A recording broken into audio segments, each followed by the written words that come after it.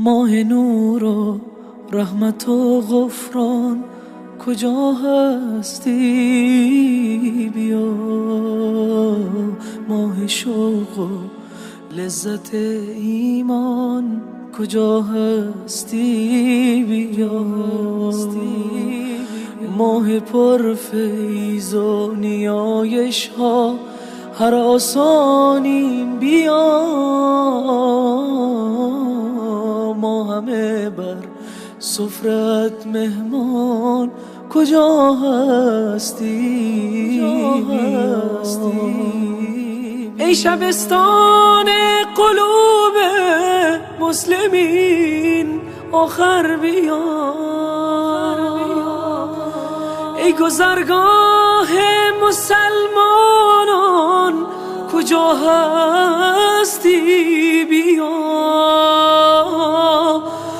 ما هوای تازه میخواهیم و دلتنگ توییم ای بهار تازه قرآن کجا هستی؟ بیا از گناه و معصیت ها خسته و درمانده ایم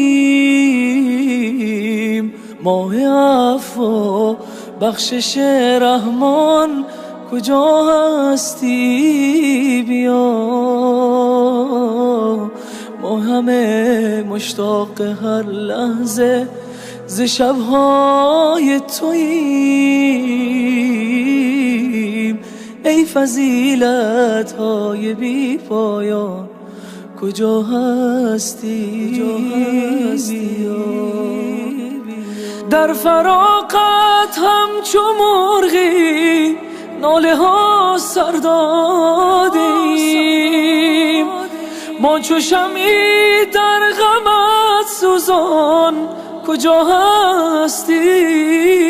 بیا ای مه نیکان بیا و دست شیطان را ببند